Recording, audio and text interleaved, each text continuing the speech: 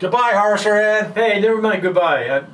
It's not time to leave yet. Yes, and you know what? Sometimes it is time to say goodbye. You're right, you're right. Head Harvester Bill Arman from the West Coast. And Harvester Ed LaFlamme from the East Coast. Now today we're going to talk about how to say goodbye or how to get off your job in a positive and professional manner. Why, Bill? Well, I'll tell you why. There's 4 or 5 reasons why, and we'll go through each one of these. Okay. So, I tell you the first reason why is you want a reputation that permeates through your marketplace, that you're a positive professional person, because word gets out. There's a lot of chatter out there. You got Facebook, you got all this other stuff that people are talking with each other. Big time. Yelp. You've been Yelp before? We'll talk about that later. So, here's some tips. Here's the first one. Beware of collateral damage. What the heck is that? We're not in war, but we're kind of in a war. If you give notice to somebody and it's connected to somebody else, or word gets out, you didn't do it positive, it could cause collateral damage. You may not get other contracts with that property management company if you didn't handle it well with one of their fellow. It's a small world, isn't it? It's a small world. That word gets around. You bet. You may have some business. Your tree company may be pruning trees like crazy on a job, and you want to get off the maintenance job. But the maintenance jobs has the tree pruning. So how do you get off without causing damage to the tree company? Yeah. So beware, be cognizant of potential collateral damage. Yeah, for sure. That's another reason. Sure. I would say another reason is maybe they're not paying you on time. I have a client right now. He called me up. It's an apartment building, and they're over 90 days. Wow. And he needs the money. Wow. And he calls and calls and calls. It's just constant excuses. So sometimes they just don't pay. And so before you leave, you want to collect your money. Yeah. If there's any continuing issues that are within your scope of work and your responsibility, get those resolved before saying goodbye. Yeah. But collect the money. And at the Harvest Group, we'd expect our clients not to have any money or due past 60 days. I'd say 60 days would be at the max. No money past 60 days. A lot of my clients they're not doing any work after 60 days. Yeah, so no extra work. They stop. Yeah.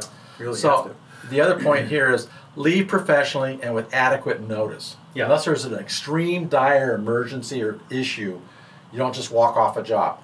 Done it before, but it's the exception, not the rule. Yeah. So always leave professionally and with adequate notice so they can get somebody else to take over. Usually 30-day notice is acceptable. Yeah. If they find somebody sooner than that, and once you've decided you aren't going to be friends anymore, it's better to get off sooner than it is off later. Right. As long as it doesn't cause a commotion. And when they do that, it's probably a good idea to photo document everything too, isn't it? Oh, you bet. Because if they do that, then they can't say that you didn't do this and you didn't do that and hold back money from you when they really owe it to you. You bet. So photo documenting.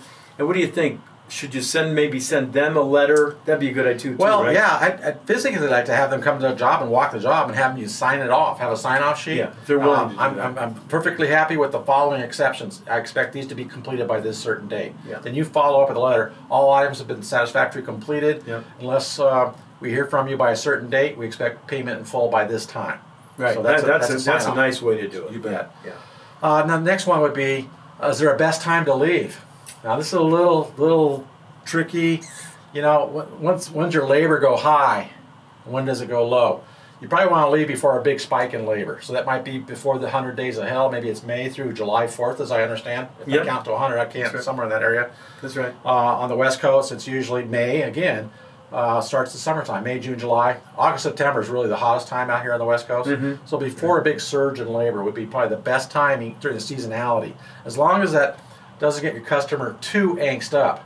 Yeah. But if you can, leave in the right time of the season. Well, what you could do in that case is try to get someone to replace you.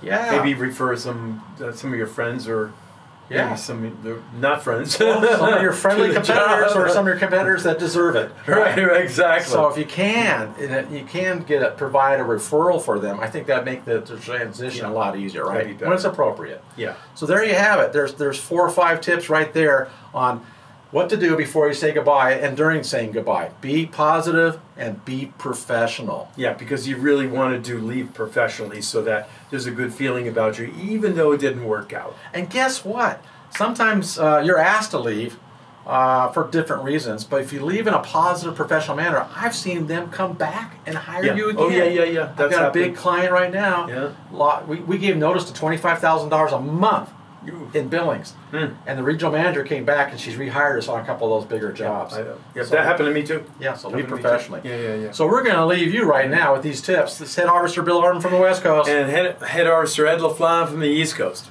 Okay, goodbye, Harvester Ed. Get out of here. It's time to get the heck out of here. Take care, everybody. Goodbye.